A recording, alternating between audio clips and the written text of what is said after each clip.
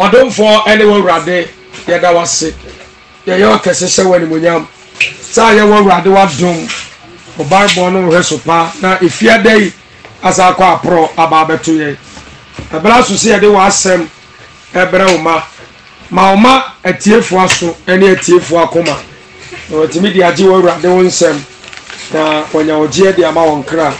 e Jesus Christ dinemo amen amen. Okay, Christ has been doing a tearful in a did say Namia de Mobia away. The Radiasi. Yeri Yankopo Asem Eba, Nadia, and Comana Yabon. Yebeniano Psalm 42, verse number 1.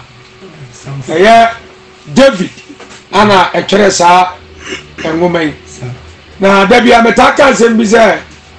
Bible near Treno. Yawo emra ani yawo edifo ani yawo poetry ni yawo other books. Now I personally believe say one of the prophetic books in the Bible is the book of Psalms. Meaning say bia erade ma wonti ase a obete de be person make yase. Meaning say the book of Psalms mu no and some for Jesus Christ awo nipa obeyina ma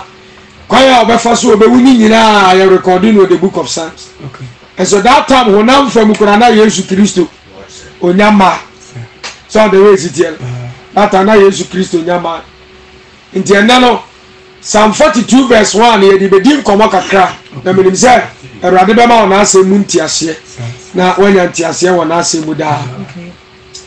Enti ya ka David o ma me de ya antilidi.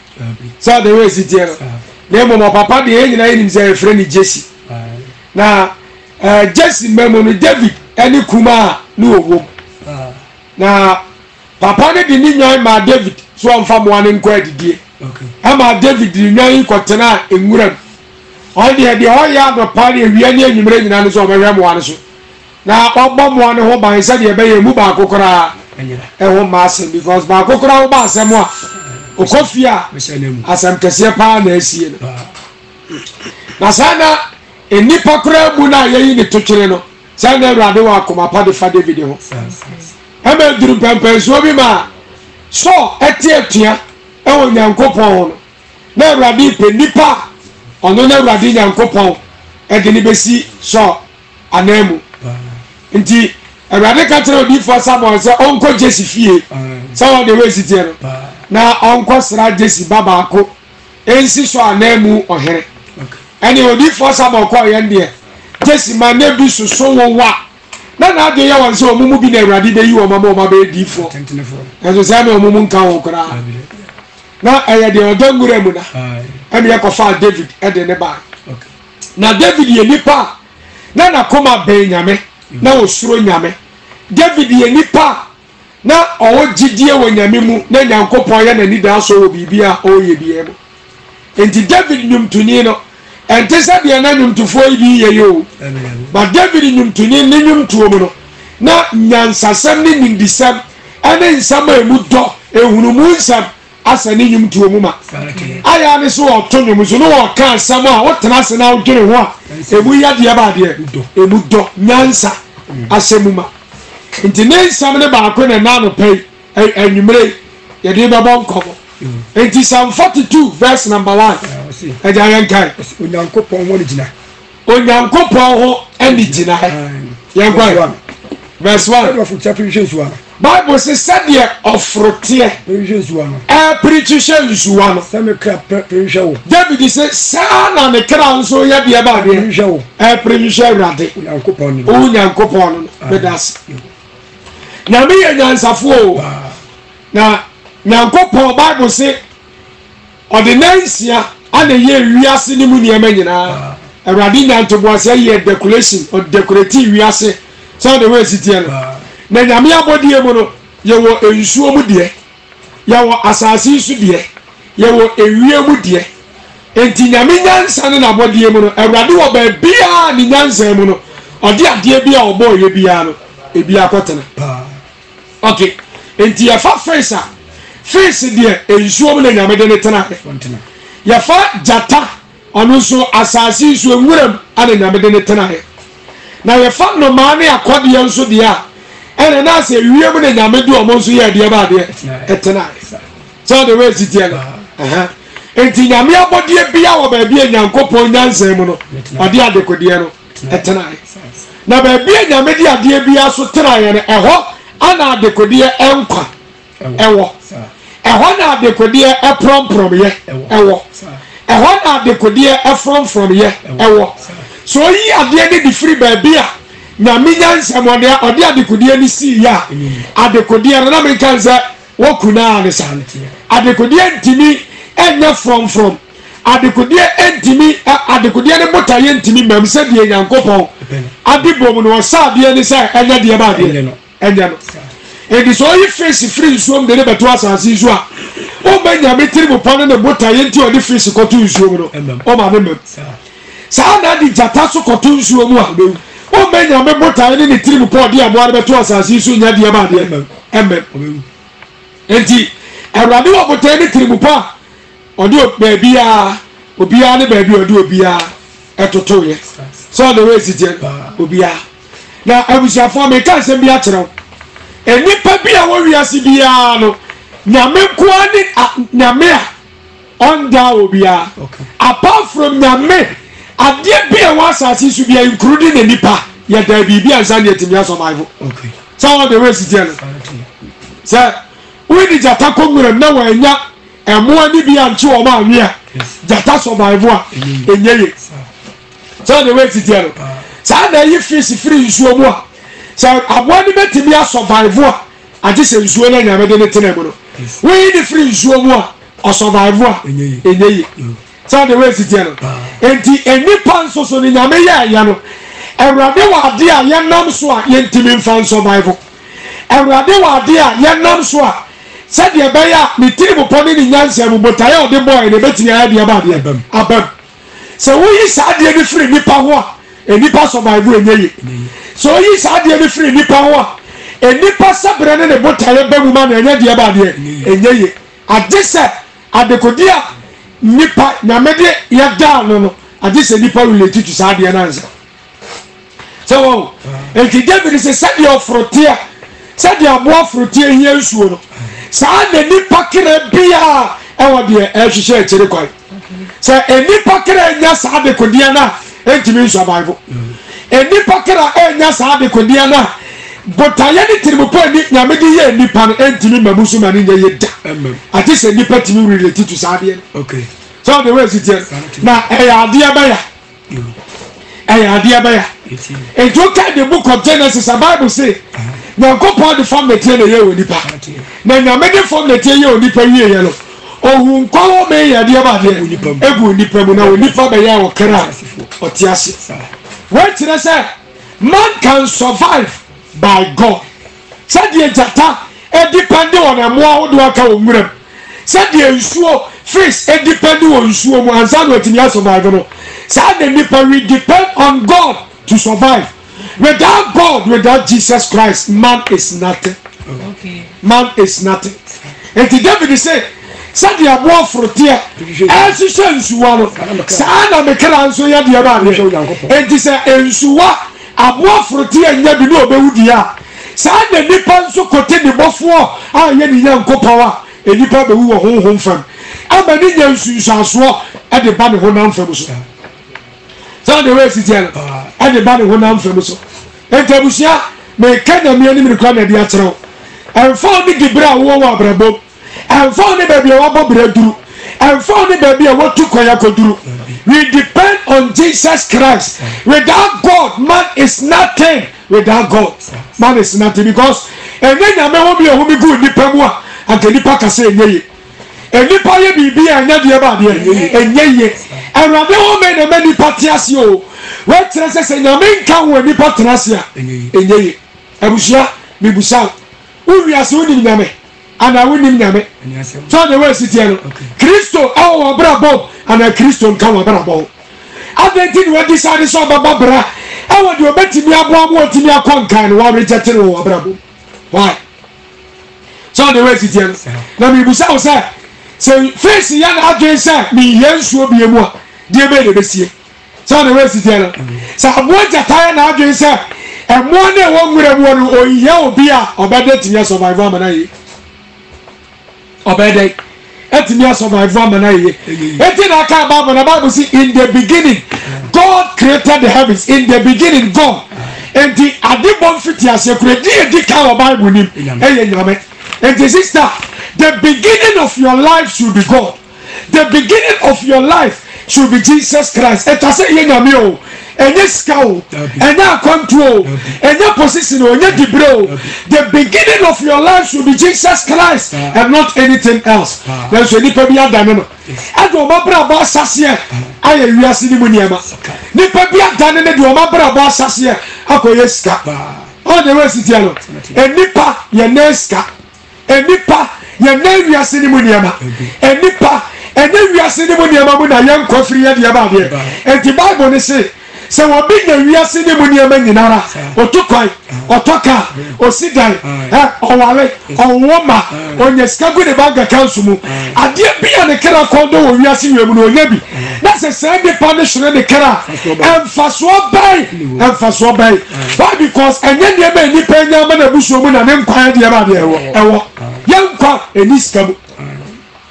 yankwa eni ahunadie mu yankwa eni akontuo mu yankwa eni wiase madie bia mu sadie face enkwa ewo nsuo mu no saa ne nipa nkwa efre awrade enti se nipa pu awrade wona obra ba obomu a oyete ase ewo enti Paul can Ephesians chapter 2 verse 1 say monso wawo manyankwa mo na nka mo ya ufo from so ne de ba de bonimu ente nipa bia wo bobra Jesus Christ enka na bra bo no o ti so bia wo okay so the way to tell oni ufo ye pe o ti so bia wo ente busia enwumrei me di Yesu ha dan sia kire enwumrei me kan fo bra de na kire so the way to tell wa bra bo e depending on God wa bra bo e depending on God abrabo it depending on God enti transe na dire kwa chire woni na mia ele ya dombra ma so hwe awrade chire kwai so the way sit here only the book of Genesis I say in the beginning God but so the New Testament obeka to say in the beginning was the word now say both all the New Testament ni nyina no ade bia sase na awrade hwe say anke nipa do onu nyame na besase ene na asam na besase na so reject awrade ne na asam said your frontier precision suwano sa na nipa bibia na ta so ma kra kondo awrade e ta so ma kra precision awrade efi se onum na ebenya nkwaje de ma kra so the way sit here nipa bia nyame ni wa bra bon bia you are dead okay we you are dead Julia ya ba kinka scriptures bi atena abu awru sa se nipa bobre ne nyame nkan wa oni ufuo ye pe oni ufuo ye pe osofo ye bia John chapter 15 John 15 1 verse 1 osino kodobe ye dia ni o Yesu Kristo na akasa wa hai na ode anoni Kristo eni nipa bia obagina die bia no odi dia eba yam fato wa ka sembi yankwan asene korobe no ene korobe no Yesu say ono ni korobe no e maja no kwafo no na kuyania odi asa diaba no eye ejana maja no kwafo no aha me homa biara enso aba no Yesu na kasa yo o se ne ho ba biara branch biara enso aba no e bata ono ni Kristo wa enso aba no oyi obeyi afi biara enso aba no na e biara enso aba no oyi ho obeyi ho aso aba bebrebe na tini aso aba bebrebe se ma ka kire munti Yesu se ensama wo ka kire en nani ntino wonya afi ye ho anya afi mo ntina mi mu entie o se ye ntina ni mu na me so ntina mi mu ye ntina ni mu na ono so ntina ye mu se de man tumi enfo efri se edua branch yes aya na agen se oni dua ni ya yonkofa entime nso aba o the way sit here se edua ne man obodi tinimo posa waso na adwebo enti oni dua na esi woni ni ayonkofa bia mu a oso aba enye yankwai na se de man free no nkasa mu se de man enti bi free no nkasa ni mu enso aba this what tabo be ni mu ade so trabo be ni mu no enso na mo so sada enipa wo wiase nyinara awurade na me so kasa to say ye kwoti ono na awurade a ye kwoti ono na awurade a ye kwoti ono na awurade a ade bia ni won ma ya e betimi aso Bible ma e free say number 1 ye kwoti awurade a ye nya nkwate ye kwoti awurade a e ba de say betimi akọ Nyankopon chen ye kwoti awurade a heaven so idea ba de aboyen e do de se mo kwoti mi a mo timi nya bibiara sa di abo frotea entimi kwoti nsuo no sa na nipa o kwoti awurade a de be na betinya o kwoti nyame a o kwoti Christ de ba de na betinya e to se sa na mo nso sa mo kwoti mi a mo kwoti mi a mo timi nya bibiara ati sa mo tena mi mu mini bobelo na mo ne man de o tena mi mu no de o tena mi mu na me so be tena ni mu no onu no ba so ba beberebe mo kwati mi a na sa mo kwati mi a na so wasa be si asem ni so obi so the way sit here abusia your life need Jesus Christ amen wa bra boni here Yesu and yes cow here Jesus Christ into Acts chapter 3 Bible say bubuani na no tia so da ne ho da biara da ne de ne beto ma ni sire ska na da bia mebusa so le masa eh ska na ko ni ya na so ya resa because how many 10 billion ade chia so ba betena besena de bi na say ye bo pa ma ne ho to ne dia eno no ankasa betimi akwa de ba de akwa ye adwuma sister bra you need Jesus Christ in your life we ya Yesu men kasa kontu onya men kasa school nya men kasa skanya na so sa de ma ni nyina chi na uni Yesu a your life is nothing your life is nothing your life is nothing. Eti Yesu says ye kotina ye timi nya bibiara mama why have you rejected Jesus Christ in your life sister why have you rejected Jesus Christ in your life bro why have you rejected your savior the nam no so betimi amu anya nkwate no ada ne wapo so the way sitelo ye kra no ebenya nkwa and Jesus Christ is so the way sitelo eti na no Awurade ka kira Adam sada e bi abade se tro ni fifi na fa won san kabi e free se da do nsa be kan wo na ba de ba de wo be wo na e won bebrebe na ka se Awurade di ntro Adam di aduaba ni bi ni wangu e wo honam fam so the way sitelo na so nya me asam ni se eda wo be di aduaba ni bi ni wo na wo be wo na so Adam di aduaba no otena se honam fam na 130 years time ansa na Adam be wo asechani se na me ntwantro Adam wuyi na so nipa yanya honam yanya honhom ete wo na Adam wuyi no o wuyi honhom fam so edawde aduaba ni bi no honhom fam o yade aba de o wuyi na enipa honhom wo ni ho aka honam wo ni ho ete nipa di kan wo honhom fam ansa na ebenya nsusa so wo ne honam fam wo so na ebe take effect e wo ne honam fam wo so na take ni 930 years ansa na honhom wo ebenya nsusa so wo ne honam wo so na ka honhom wo a eni sa oni nyame ntama ade ba de ate oni nyame ntama te ete nipa bibia no ba reject Jesus Christ oni nkwa so the way sit here na say nipa ko honhom no ade ba de you are dead or reject Jesus in your life. You are dead. Sister, you need Jesus and not money. Bra, you need Jesus Christ and not money. So the way sit here, we hear Jesus Christ or bra bomineska. We hear Jesus Christ or bra bomineska. We are seeing him in Yama. Obati me nyani nyina. Okay, ye be Ecclesiastes chapter 6 verse 1. Ecclesiastes. Eye Solomon, enwoma o kire. Ye me on the the Bible neka. Ecclesiastes. Verse 1. Was it ahunya de nyam se ahudie. Ye tie the Bible say ahunya de any de ba de animonyam se ahudie. Eh ahudie. Aseboni bi wo ha. Bible say boni bi wo ho. Na wo wiase. Solomon say wo hunu wo wiase. So nipa so. E dosu e wo nipa so. Onipa Nyankopon ma na hunade. Onipa nyame ama na hunyade. Anya de dodo. Eni ade dodo. Anya animonyam. Eni animonyam. Ade na kono bia ma kra. Ade bi bia biara yes any panic kra kono bia no emono nanso Nyankopɔn ma no kwanso nanso Bible si Nyankopɔn ma say nipa no kwanso oni bi na ni bi na die ona na ni bi na bedi sai die we die awu die no eya wuwu die eya die eni ya die obi wo a ye die ni o Bible say so betena wiase we mu na wo mako 100 no di na pi na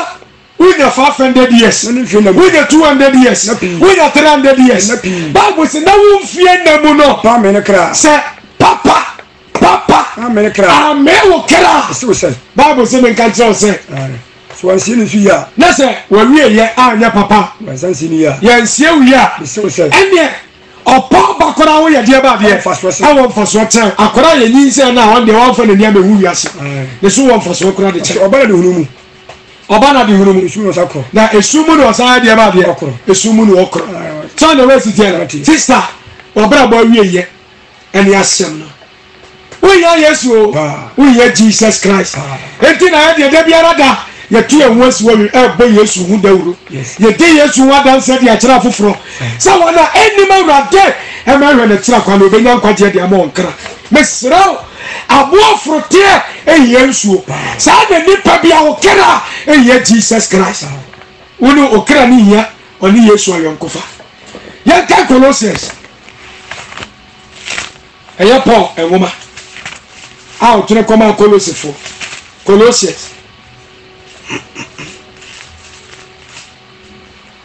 what be Colossians chapter 2 every verse 1 bla 2 verse 1 was it Colossians for ye die o modimo Colossians for ye die o modimo yankwa was say na me pese mu hu aprapre na pese mu hu aprapre dendende amedi o de kai pese mu hu aprapre dendende amedi mu hu no wona wo was say the Christ only yankwa ebe yi ni hu adie no into Colossians chapter 3 verse number 4 Colossians chapter 3 verse number 4 o say na the Christ wona yankwa ye die ni o Bible say the Christ only yankwa na say ni pa bi yankwa any Jesus Christ any pa bi yankwa any Yesu enti die only Yesu no na die ba de oni kwa amfa ma me kra na say ni pa na wie ye eye nyenya die mu say ni pa na wie ye eye oso ni sechere say ni pa na wie ye eye nyame ebufuo na na brabo so Eda Krista oni yankwa be ni hodie no Eda Krista oni yankwa be ni hodie ebe yi ni hodie no anu no be yi nsum ni na die anu no be yi yanso anu ne die ba die ani mo nyam na die na se Yesu ye yankwa enti se be yankwa eye Jesus Christ said the above frontier nyansua die be si nya wona brabo mu no sa na nipa bia okra ni ya Yesu oni yankwa so okra ni ya Jesus Christ so the way sit here entabusia wanya wiase ni mu ni amani bi eye na me aye wodomoti ni etukwan eye wanya ska eye na so say Yesu ka chesika ni sa aka wade baako me ka tro na nyimre nso aka wade baako eni so be Jesus Christ tira kwan so the way sit here eni so ba de ba de o be Yesu tira kwan woni Yesu woni nkwa o woni Yesu woni nkwa na me dia me kan kwa na dia to say ebra wo ti asie ana nipa akonya ho ma so hwe awurade akira kwan e da wo be wuo no wo hwe nyame bi mu anya yiri e da wo be wuo no na wo mo bro to a dia ba dia e twa dia ma e da wo be wuo no na bo ne fa chan so a dia ba dia asa dia ma wa brabo sister entrasi musa di boyeni bra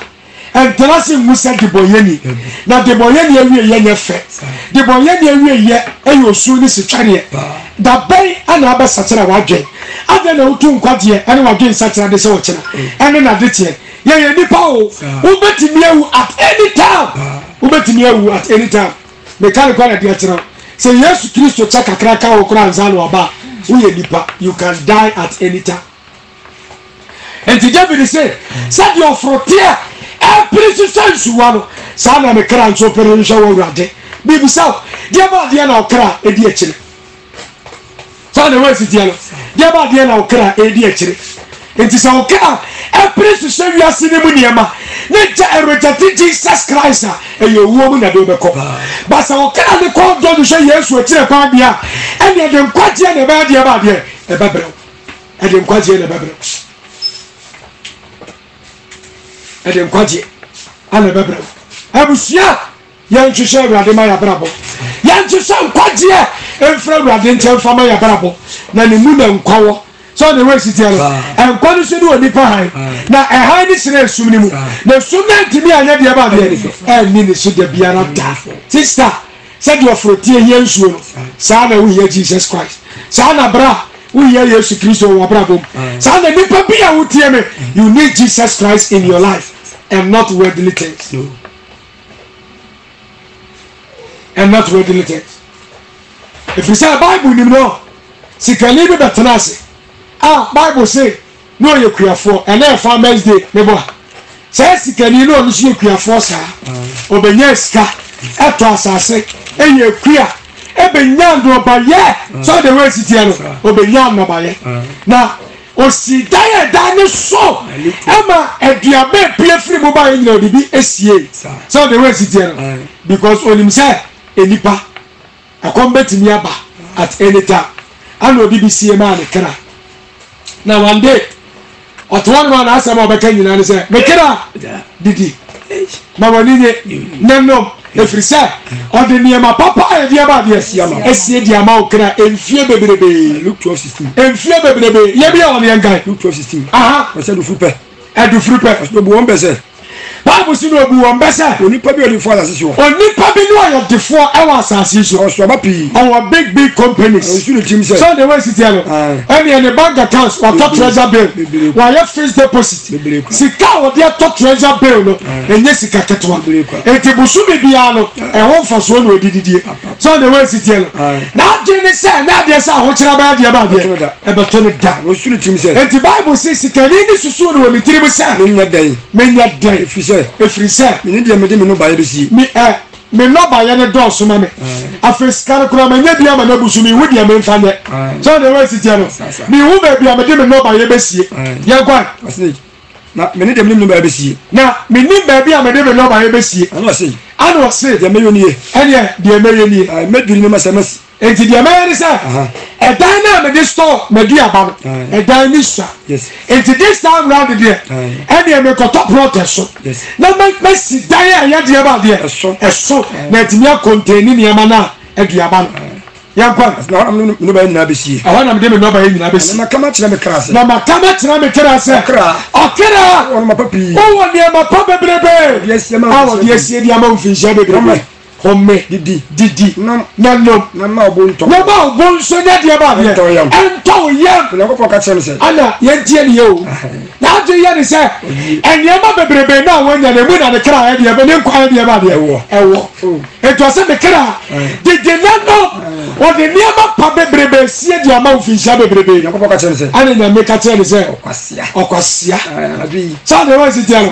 Anaji. Na se enye ma bebrebe wonya ni wa reject Rade, one friend Munyama Mename, one to say Radi one a bravo, and the Radika just walk was here, and none of you. Okay, I'm mad about you, Jeffrey, no more is in the Radia. Yami was out there, and never be was here, and I buy any dear. I never any dear. And Radi will be too young for sir. Son, and it puppy as well, would hear me. Also, you have about here. It's not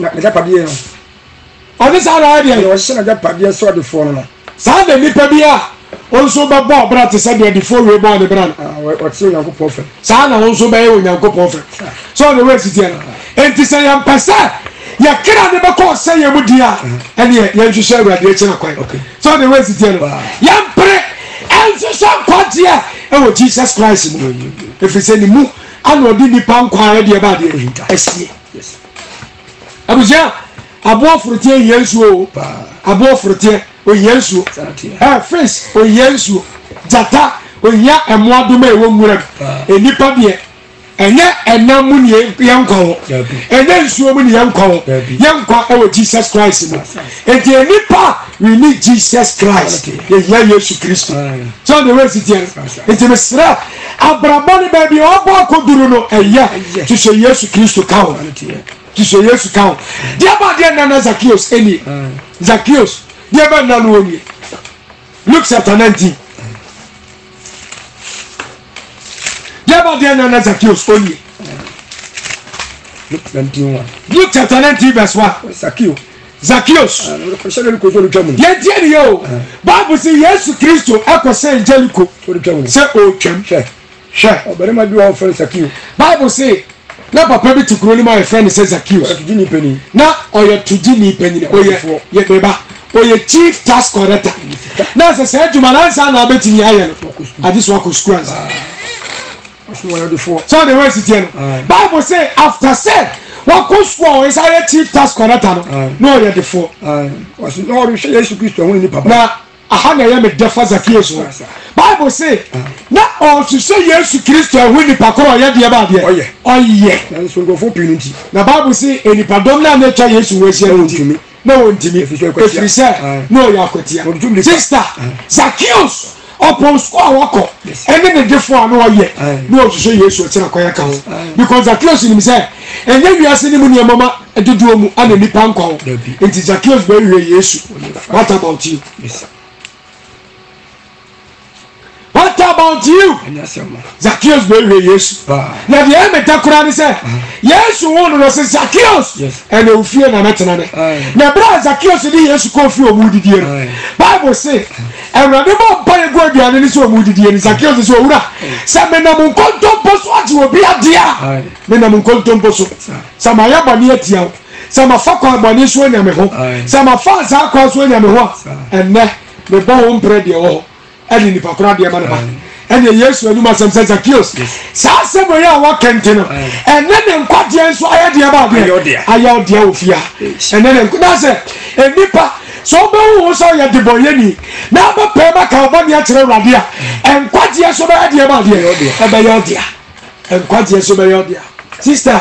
sister woyɛ Jesus Christ papa woyɛ Yesu Kristo wɔ ɔbrabɔ ɛno ne deɛ woyɛ ne kura na meka kyerɛ you need Jesus Christ enti anwummerɛ yɛnsɛm nyinaa ne sɛ yɛnhwehwɛ Yesu Kristo ma yɛbrabɔ sɛdeɛ aboɔ foroteɛ David sɛ ɔpere hwɛ nsuwa no saa na ɔno ne David kra ɛpere hwehwɛ Awurade ɛfiri ade bɔ mfiti aseɛ a Adam yɛ asoɔdeɛ nipa ne ne bɔfoɔ ntam teeɛ no nipa kra kɔ ɛhwehwɛ Awurade ampa o because yɛntie ne yɛnsɛ no nso sɛ yɛma wɔnam fam aduane a wobɛdi ama na ɛkɔma saa de bie yɛma wɔnam fam nsu a wobɛnom ama kɔma saa de bie bɛde Yesu Kristo ka kyerɛ ɔbaa no ɔte subira no ho sɛ mewɔ nsuo bi wɔ hɔ no ma mede ma wa ɔnom nsu kɔm ne wo bie saa nsuo no ɛfiri me nkyɛn na ɛba abusua menim wiase ne mu nneɛma dodoɔ a wobɛnya a wo nsaa mpere wehwɛ foforɔ nka ho nanso nipa Awurade agya kwan bi de ato nipa mu a saa kwan no only Jesus Christ alone can satisfy that gap and can satisfy that spiritual hunger. And it's only Yesu a wobɛnya wiase ne mu nneɛma aprafoafo adohwɛ bi aka ho nanso still na saa akonya ne da so da wo kra mu mesrɛ wo hwehwɛ Yesu Kristo mu abrabɔ mesrɛ wo medi Yesu ho adanse akyerɛ don't die as a sinner, don't die as a prostitute, don't die ɛwɔ bra woanhwehwɛ Yesu amu abrabɔ hwehwɛ Yesu sɛ wonim Awurade a ɛnɛ yɛ adom brɛ de ma wo wonim Awurade a ɛnɛ yɛ nkwagyeɛ da de ma wo wonim Awurade a ɛnɛ yɛ akwanya ɛde ma sɛ ɔbɛhwɛ Awurade ɛnti woka Luke na wɔ sɛ Jerusalem woamu bra wo anam adom so bɛyɛ adeɛ ba adeɛ ɛbɛsra wo no sister wote nkwagyeɛ asɛm a ɛmpupu ti wote nkwagyeɛ asɛm a meka no kwana de akyerɛ nti nkwagyeɛ nhyɛ da sɛ ɔde wɔ asitiɛ no ɛnɛ yɛ adom brɛ de ma wo hwehwɛ Yesu na ɔmmra w'abrabɔ mu hwehwɛ Yesu na ɔmɛde yere wɔ ɔbrabɔ mu hwehwɛ Yesu na ɔno ne adeɛ a ɔkra ne yɛ deɛ ba adeɛ ɛhwehwɛ nyɛ sika mesɔfo ne kaɛ na ma wo sɛ yɛ no kɔsɛm ɛne sɛ ɔse wiase ayɛ wei sɛ wote sika no kɔtɔ nku a ne mu ɔden a ɛbɛnɛfete wo bɔde wei